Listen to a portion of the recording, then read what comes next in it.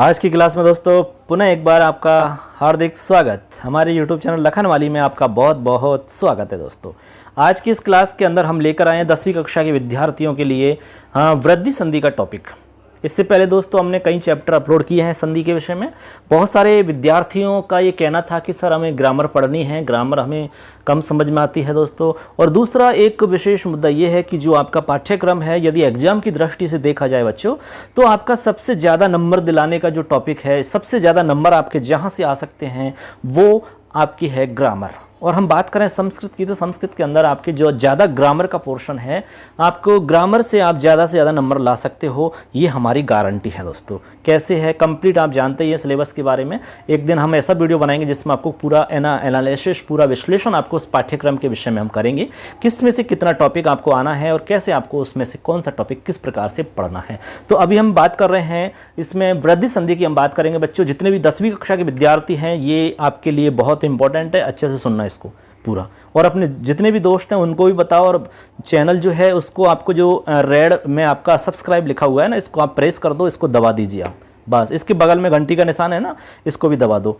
और उसके बाद में 3 घंटी के निशान में ऊपर का जो है उसको दबा दीजिए, जिससे कि जो भी हम वीडियो डालेंगे तुरंत आपके पास मैसेज आ जाएगा दोस्तों। तो घर बैठे आपको ये सुविधा मिल रही है दोस्तों। तो निश्चित रूप से आप इससे जुड़िए और आपको इससे निश्चित फ़ायदा होगा, अपने दोस्तों को भी इससे फ़ायदा होगा, ऐसी हम आशा करते हैं। चलिए दोस्तों, बिना समय गवाए स्टार्ट करते हैं, बिना किसी लंबी भूमिका के। आज हम पढ़ेंगे वृद्धि संधि। तो जैसे कि आपको हम यहाँ पर बोर्ड पर दिखा रहे हैं, वृद्धि संधि का टॉपिक रहेगा वृद्धि संधि। ठीक है, ये हमारा टॉपिक आज का वृद्धि संधि। ठीक है दोस्तों, अब वृद्धि संधि के अंदर सबसे पहले तो हम ये जानेंगे कि वृद्धि संज्ञक कौन कौन से वर्ण होते हैं, और उसके बाद में हम देखेंगे कि वृद्धि जो संधि है वो कौन से सूत्र से होती है। तो अब हम जानेंगे, इसमें आपको हम बताएंगे वृद्धि संज्ञक वर्ण कौन कौन से हैं। तो इसके लिए आपको एक सूत्र याद रखना है। सूत्र है वृद्धि रादैच। ये दोस्तों आपको एक सूत्र याद रखना है, सूत्र है वृद्धि रादैच। ठीक है, सबको याद रहेगा। वृद्धि रादैच जो सूत्र है वो ये कहता है कि वृद्धि आत ऐच, यानी आत और ऐच को वृद्धि संज्ञा होती है। आत और ऐच, आत ऐच, आत और ऐच को वृद्धि संज्ञा होती है। आद ऐच, एच सॉरी, आत और एच। अब एच क्या है, और आपका आत आप जानते हो, आत में से केवल आ आपको याद रखना है, यानी कि आ। और ए का, एच का मतलब है एच प्रत्याहार। एच प्रत्याहार में आपको ए, ओ, आई और औ, ये 4 वर्ण आते हैं आपके। तो एच का मतलब हो गया आपका ए, ओ, आई, औ, इनको हम एच कहते हैं। और इधर आपको आत का मतलब है आ। ठीक है, त का लगने से, त लगने से ये तपर हो गया, और यहाँ पर तत्काल जो होगा आ, उसी का यहाँ पर आपको बोध होगा, अन्य किसी का बोध नहीं होगा। तो ऐसे करके वृद्धि संज्ञक वर्णों की यदि बात करें, सवाल आपका आता है कि वृद्धि संज्ञक वर्ण कौन कौन से होते हैं, तो आपको बताना है आ, ए, ओ, आई, औ, ये आपके वृद्धि संज्ञक वर्ण हुए। आत और एच, आत एच। ठीक है दोस्तों, यहाँ तक तो बात हो गई वृद्धि संज्ञक वर्णों की। ठीक है, अब जब आपको वृद्धि संधि आप करोगे तो वृद्धि संधि के जितने भी उदाहरण मिलेंगे वो आपको केवल इसी तरह के मिलेंगे। ए यानी कि आई दिखेगा आपको, औ दिखेगा, या फिर आपको आर दिख सकता है, या आल दिख सकता है। ऐसे मोस्टली आपको उदाहरण मिलेंगे इसमें।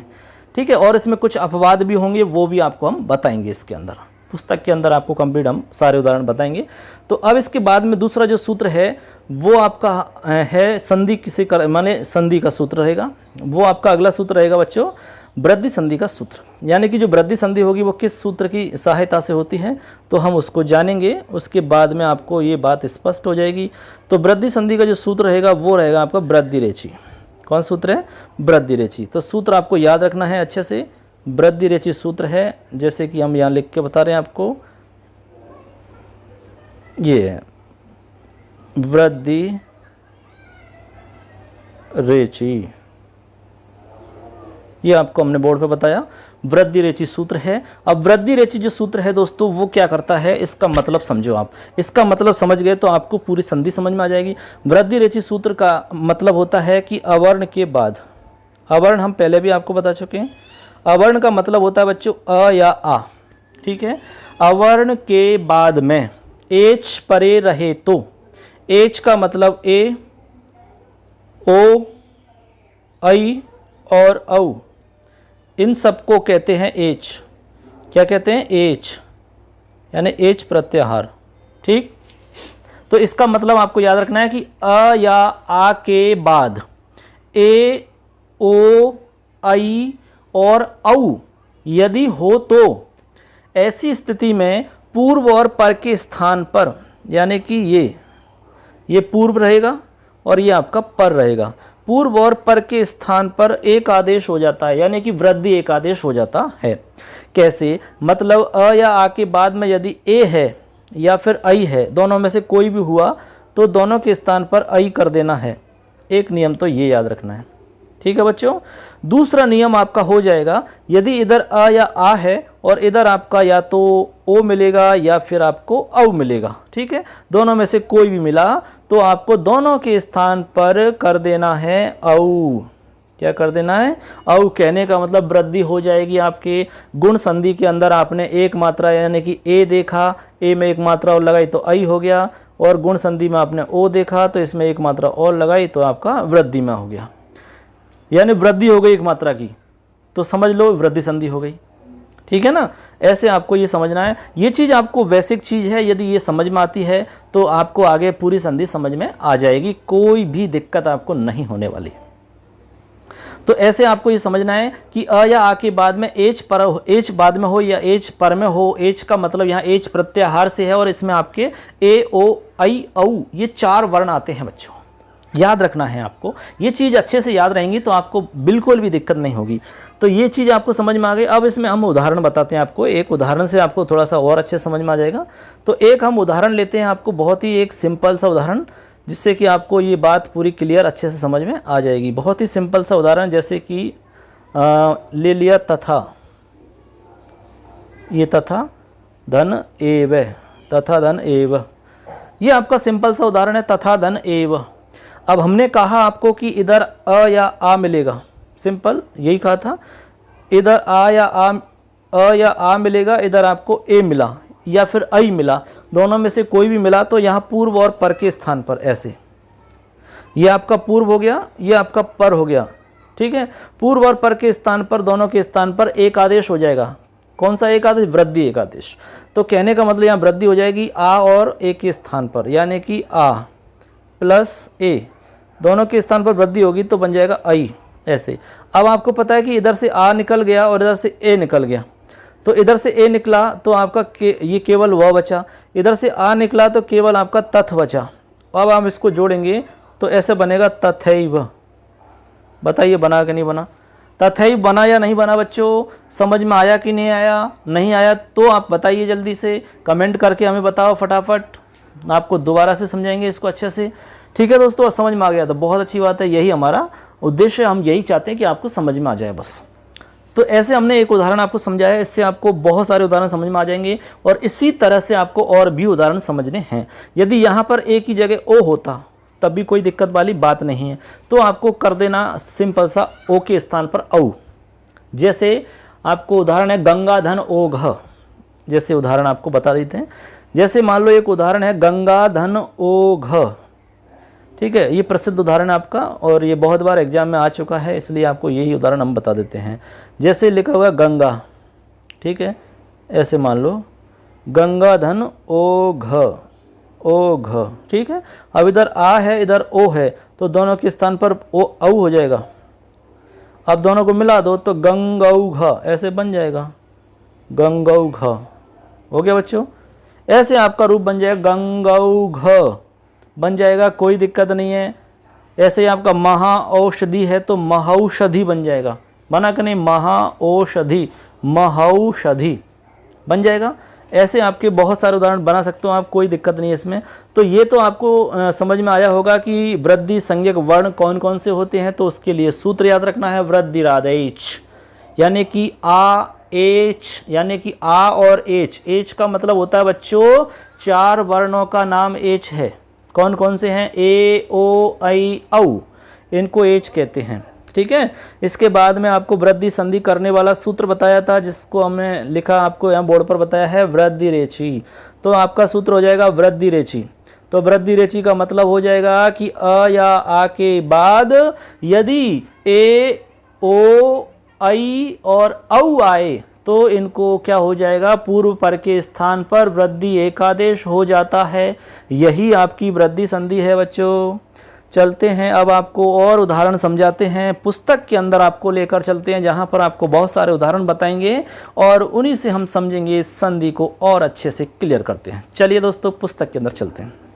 चलिए दोस्तों पुस्तक में आ चुके हैं हम और ये आप पुस्तक में देख रहे होंगे यहाँ पर लिखा हुआ है वृद्धि संधि, दिख रहा होगा सबको, जैसे कि हमने पुस्तक पे दिखाया आपको वृद्धि संधि लिखा हुआ है। यहाँ पर आपका वृद्धि रेचि सूत्र लिखा हुआ है, इसका मतलब लिखा हुआ है पूरा जो हमने आपको समझाया है वो का वो यहाँ लिख रहा है संस्कृत के अंदर कि इत्यनेन सूत्रेण संहिता विषये अया आवर्णता परे एच। एच का मतलब होता है ए ओ ऐ औ, विद्यमान सति विद्यमान रहने पर, पूर्व परयो स्थाने पूर्व और पर के स्थान पर वृद्धि एकादेश भवति, वृद्धि एकादेश हो जाती है पूर्व और पर के स्थान पर। ये चीज़ आपको हम समझा चुके हैं बच्चों, तो इसमें कोई दिक्कत नहीं होनी चाहिए। समझ में आ रहा है ना आपके?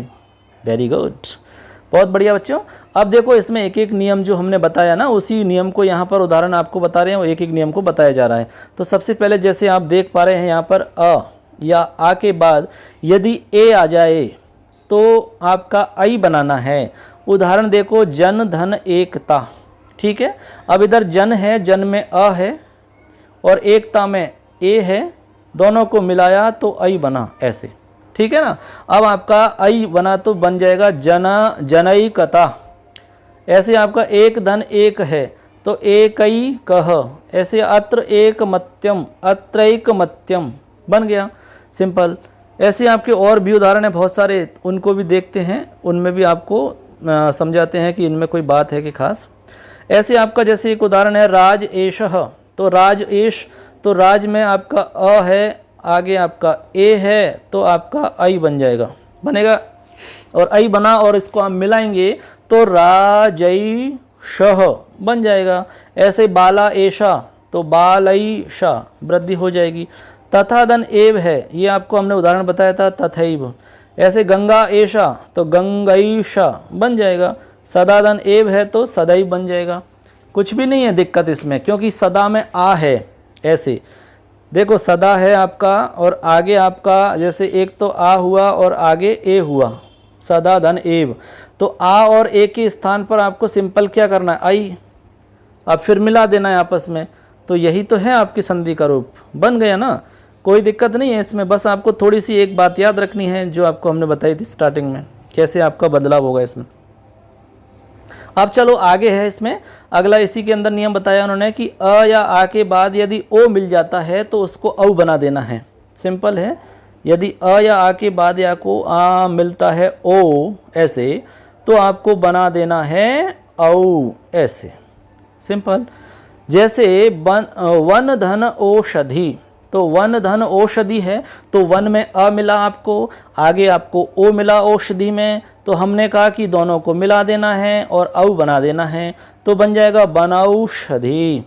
ऐसे ही जल धन ओग जलौघ, गंगा धन ओ गंगौघ, महाधन ओ जशः महौजश, बिंबोष्ठी है तो बिंबौष्ठी बन जाएगा, बन गया ना।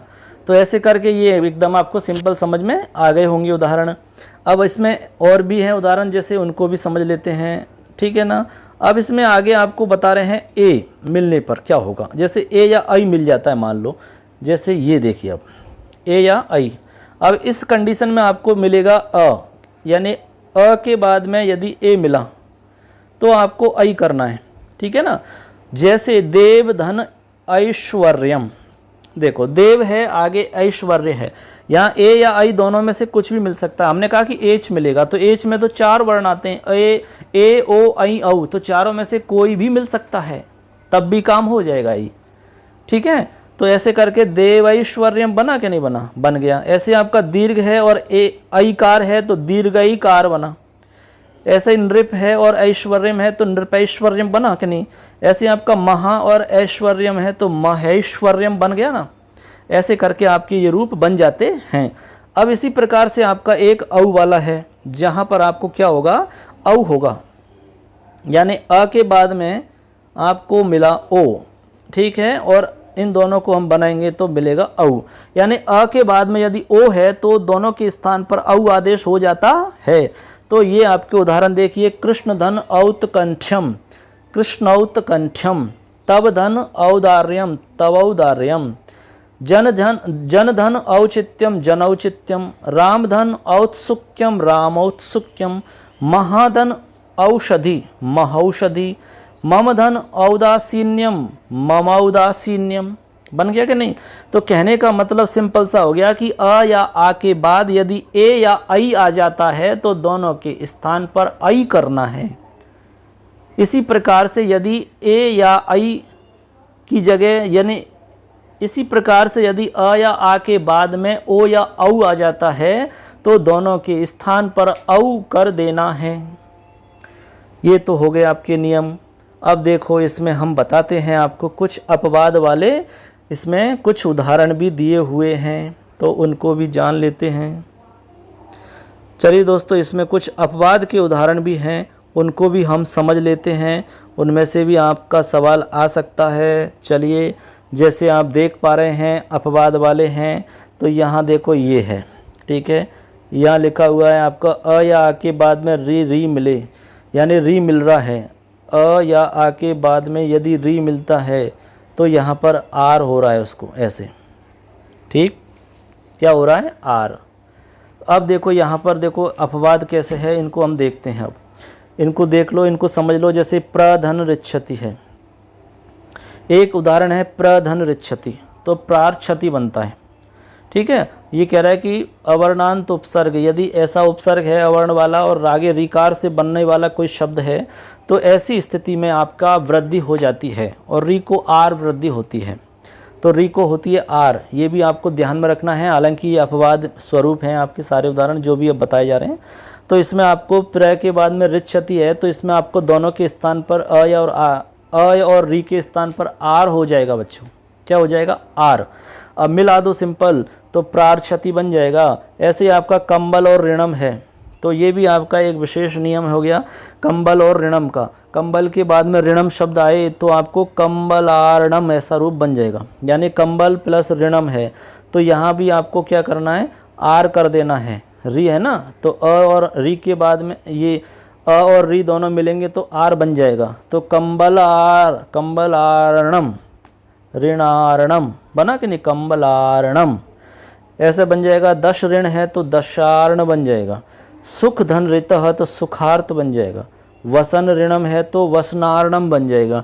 ये जो उदाहरण हैं आपके यहाँ तक के, ये अपवाद के उदाहरण हैं, तो आपको इनको विशेष याद रखना है, अपवाद, ठीक है, अपवाद स्वरूप आपको इनको ध्यान में रखना है। तो ऐसे करके आपकी पूरी कंप्लीट वृद्धि संधि हो जाती है। आशा करते हैं आपको ये वृद्धि संधि अच्छे से समझ में आई होगी। इससे पहले जो संधि हैं उनको भी आप देखिए, क्योंकि उनको देखने से भी आपको बहुत कुछ समझ में आ जाएगा, क्योंकि इससे संबंधित हैं कुछ बहुत सारी चीज़ें। तो आशा करते हैं ये बात आपको समझ में आ गई है और आगे भी आपको समझ में आती रहेगी। पूरा वीडियो आपने देखा होगा, ऐसी भी उम्मीद करते हैं आपसे।